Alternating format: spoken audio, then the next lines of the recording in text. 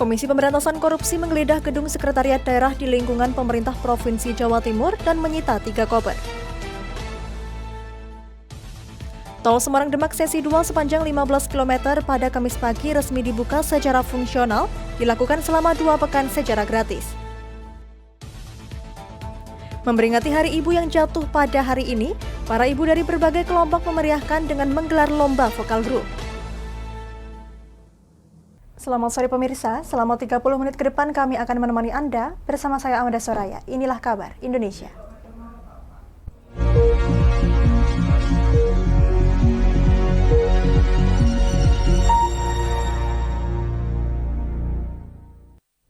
Berita pertama datang dari Surabaya, Jawa Timur. Komisi Pemberantasan Korupsi menggeledah gedung sekretariat daerah di lingkungan pemerintah Provinsi Jawa Timur di Jalan Pahlawan, Surabaya. Setidaknya ada 3 ruang yang digeledah, diantaranya ruang Sekda Provinsi, ruang administrasi pembangunan, dan ruang bidang kesejahteraan masyarakat. Selain itu, ruang kerja Gubernur Jawa Timur juga tak luput dari penggeledahan KPK. Ada 3 koper yang dibawa KPK pasca penggeledahan tersebut.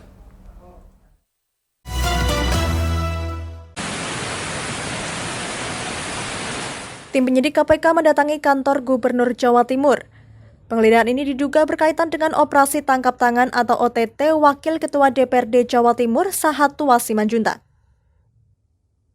Pantauan di lokasi, sejumlah penyidik KPK sebelumnya memeriksa gedung sekretariat daerah yang terletak di belakang gedung kantor Gubernur dan Wakil Gubernur Jawa Timur. Ada 3 ruang yang digeledah, diantaranya ruang Sekda Provinsi, ruang administrasi pembangunan, dan ruang bidang kesejahteraan masyarakat. Penyidik KPK sekitar 7 orang yang melakukan penggeledahan dari pukul 10 pagi hingga 8 malam. Tim penyidik KPK menggeledah semua ruangan di kantor Gubernur Jawa Timur, termasuk ruang kerja Gubernur dan Wakil Gubernur Jawa Timur tak luput dari penggeledahan tim penyidik KPK. KPK keluar sekitar pukul 8 malam dengan membawa 3 koper yang diduga barang bukti terkait kasus OTT dana hibah yang menyeret Wakil Ketua DPRD Jawa Timur Sahattua Simanjuntak. Para penyidik berjalan tanpa kata sambil membawa koper uang diduga sebagai barang bukti penggeledahan yang keluar menuju lantai dasar dengan menggunakan lift. Setelah itu keluar lalu memasukkan kopernya ke dalam mobil dan bergegas pergi dari kantor Gubernur Jawa Timur di Jalan Pahlawan Kota, Surabaya. Hingga saat ini belum ada pihak yang memberikan statement terkait penggeledahan yang dilakukan penyidik KPK di kantor Gubernur Jawa Timur. Seperti yang diberitakan sebelumnya, KPK sudah menetapkan Sahattua Simanjuntak beserta 3 orang lainnya, seorang kepala desa di Sampang, Madura, dan koordinator lapangan program masyarakat sebagai tersangka dalam kasus suap dana hibah menggunakan APBD Jawa Timur dugaan yang mencapai 5 miliar rupiah. Dari Surabaya, Jawa Timur, Sultan As-Sauki, Lingkar TV, melaporkan.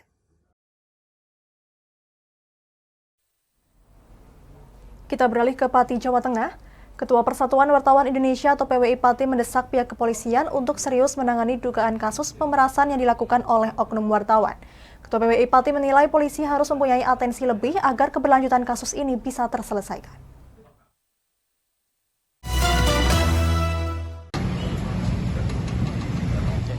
Ketua Persatuan Wartawan Indonesia atau PWI Pati Nur Effendi mendesak kepolisian untuk serius menangani dugaan kasus pemerasan yang dilakukan oleh oknum wartawan. Ketua PWI Pati menekankan bahwa pihak kepolisian harus mempunyai atensi lebih agar keberlanjutan kasus pemerasan yang dilakukan oleh oknum wartawan ini bisa terang benderang. Hal itu diungkapkannya saat ditemui Lingkar TV di Omah Kuno Pati pada Rabu sore. Nur Effendi mengungkapkan kasus ini harus terus berlanjut dan biar hukum yang menentukan terbukti atau tidaknya dugaan kasus pemerasan ini. Ya, saya mendesak pihak kepolisian untuk memberi atensi lebih ya kasus ini. Jadi penanganannya harus serius biar nanti kasus ini bisa terang benderang. Jadi proses hukumnya harus berjalan, apakah terbukti atau tidak itu proses hukum yang menentukan. Kalau penanganan serius itu harus ada progres ya, progres apapun itu, misalkan entah terbukti atau tidak itu harus ada progres. Sementara itu ditemui di halaman Mapolresta Pati, PLT Kapolresta Pati AKBP Christian Tobing menjawab singkat perihal keberlanjutan kasus dugaan pemerasan yang dilakukan 2 oknum wartawan tersebut. PLT Kapolresta Pati AKBP Christian Tobing menjawab agar para awak media menanyakan hal tersebut ke Satreskrim Polresta Pati. Untuk perkembangan kasus pemerasan wartawan Pak Nurul, ada update seperti apa? Nanti kita sampaikan. Mengacu pada perkembangan kasus hingga kini dugaan kasus pemerasan yang dilakukan oleh 2 oknum wartawan di Pati masih dalam penyelidikan. Namun begitu pihak Satreskrim Polresta Pati belum dapat dimintai keterangan. Dari Pati, Jawa Tengah, Fajar Mukti, Lingkar TV, melaporkan. Ya, Polresta Pati gelar pasukan operasi lilin candi tahun 2022. Gelar pasukan dilaksanakan di halaman Mapolresta Pati pada Kamis pagi. Apel sendiri dipimpin oleh PJ Bupati Pati Henggar Budi Anggoro. Sebanyak 900 personel yang terdiri dari jajaran kepolisian dan stakeholder yang lain disiapkan dalam pengamanan Nataru tahun ini. Tegak senjata!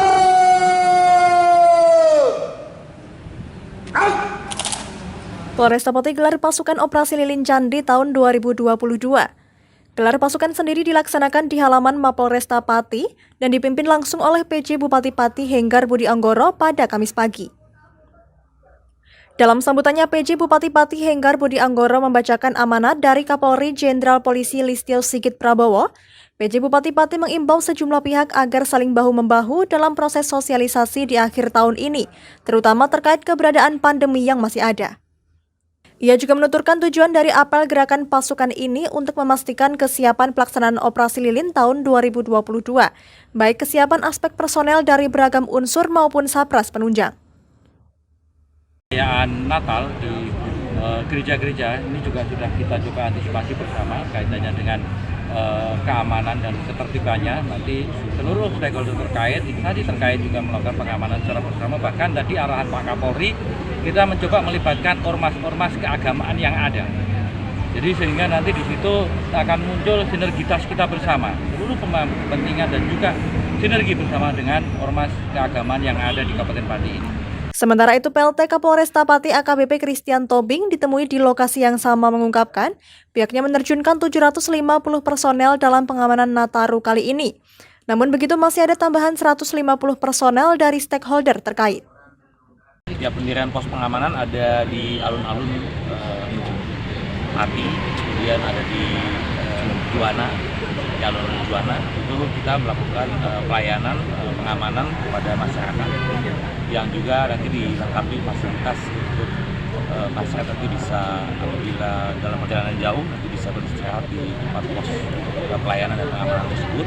Lebih lanjut, AKBP Christian Tobing mengungkapkan pihaknya akan mengamankan serta operasi tempat-tempat keramaian dan hiburan di malam hari agar tercipta kondisi yang baik dan kondusif selama Natal dan Tahun Baru.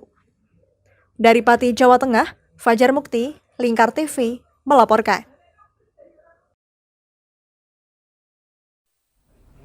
Kami akan jeda sejenak pemirsa, tetap bersama kami di Kabar Indonesia.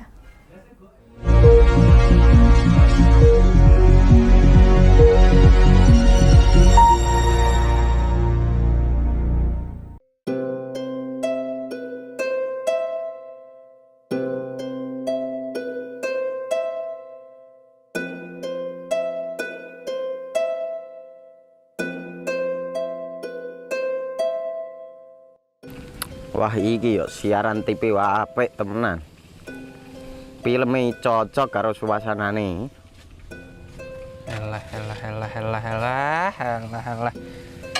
Lah bro ngene iki awan-awan kok. Iki lho nonton TV, Kang. Wah, genah edan kowe wong genang delok HP kok delok TV piye? Wah, kurang update kowe iki, Kang. Lho, maksudnya piye kok ngarane aku update itu? Iki lho deloken, aku nonton TV tenan. Apa kira nonton HP? Wong delok HP ngono genah edan apa iki? Iki lho delok siarane. Lho, kok iso ya? Yo TV apa? Jenenge Lingkar TV, Kang. Saiki erane TV kok ngene iki. Kok Lingkar TV nek dia awak dhewe panggone iso nonton TV lewat HP. Kok ngene iki. Ana film-film ngene iku ya? Iya, filme apik-apik kaya ngene iki. Awak dhewe nek sawah leren mbut gawe iso leren ndelok film-film ngene iki. Padha iso ngene iku. Iso, ora ketinggalan karo cah-cah kae. Duh. HP ku kok ora iso tak nggo ngono piye carane iki? Ki lho Rip, tak doi carane. Piye? Kowe buka Play Store. Play Store, Mas. Yo iku pokoke. Play Store apa? Ketik Lingkar TV. Engko lek wis ngono, klik install. Nah, engko wis ana metu menune Lingkar TV karek ndelok siaran apa ae. Film-filme apik-apik Rip. Berarti film channel Lingkar TV metu nang kene kabeh ra? Iso. Filme wah cocok karo suasana cara didelok ngene. Oh, wis iki iso iki. Iya metu kabeh ngene TV-TV wah. Iya. Kondiange ya. Mangkane Lingkar TV filme apik-apik kabeh. Iya aku ngene kok lagi reti iki aku malah. Sekolo Iya. ana bocah-bocah ajak delok. Heeh ben seru nang kene ya kawan. Wabek. Rene lo. Tak deloki apik-apik ana film Jos iki.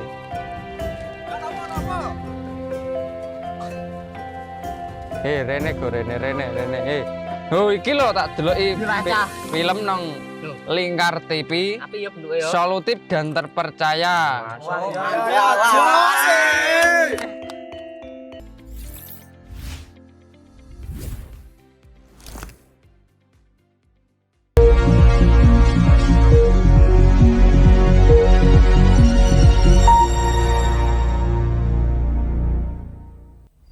Saat ini Anda masih menyaksikan Kabar Indonesia.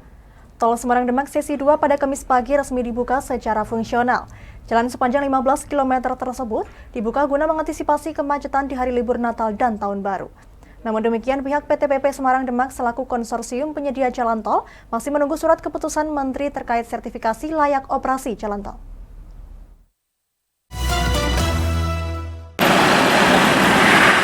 Kamis pagi Tol Semarang Demak sesi 2 kembali dibuka setelah melalui beberapa proses pengujian seperti uji layak fungsi hingga uji beban kendaraan.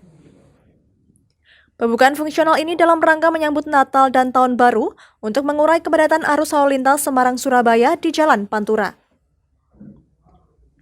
Humas PT PP Semarang Demak Robi Sumarna mengatakan, Tol Semarang Demak sesi 2 dibuka fungsional dan masih gratis. Operasional jalan tol direncanakan dilakukan selama 2 pekan, menunggu surat keputusan Menteri mengenai sertifikasi layak operasi jalan.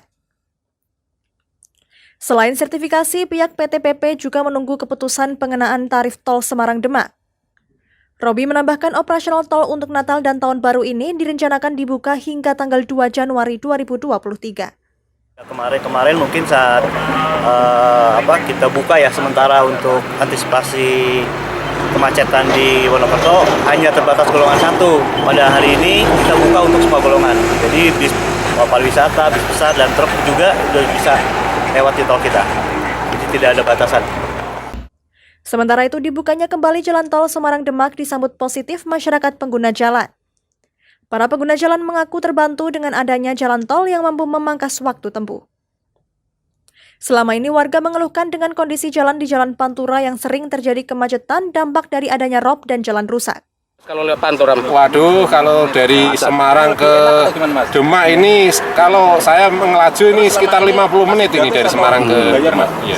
Biasanya kendalanya apa, Mas? Kendalanya ini karena selain rob di Sayung, terus tingginya itu pengguna jalan, mobil, truk dan sebagainya, terus pengelaju naik motor itu ya menghambat ya kecepatan kita.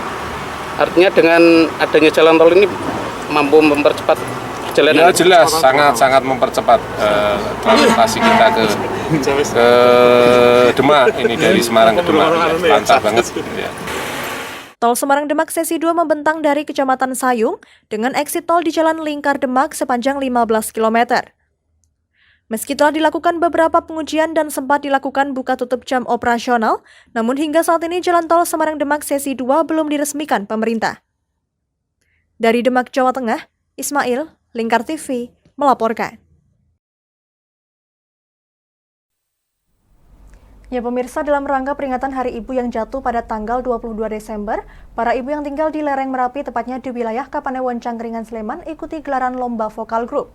Gelaran ini dilakukan untuk memberikan kesempatan ibu-ibu mengapresiasikan kemampuan sekaligus refreshing sejenak dari aktivitas harian domestik di rumah.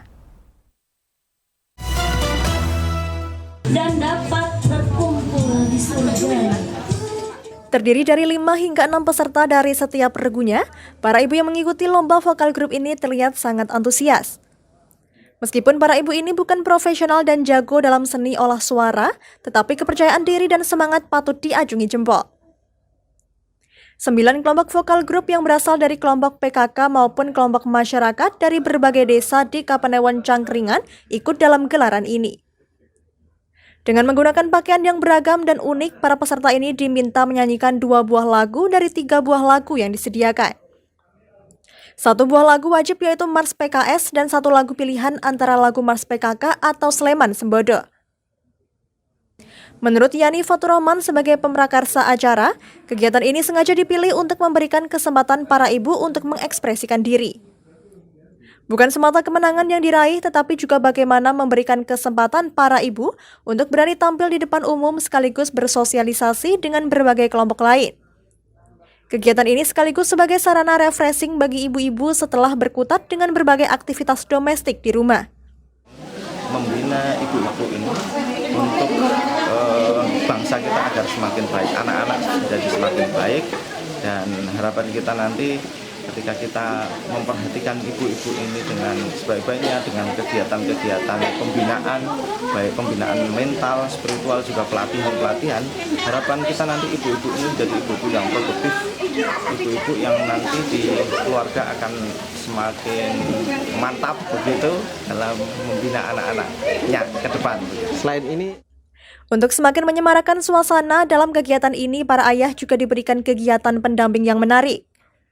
Selain menunggu para istri yang bergembira berlomba, para suami diberikan aktivitas memancing yang hasilnya bisa dibawa pulang untuk nanti dimasak bersama di rumah. Tidak kurang dalam tempo sekitar 2 jam, ikan lele 40 kg berhasil ditangkap. Dari Sleman, Yogyakarta, Dani Irawan, Lingkar TV, melaporkan. Demikian kabar Indonesia, saya Amda Soraya dan seluruh kru yang bertugas pamit dari hadapan Anda. Terima kasih dan sampai jumpa.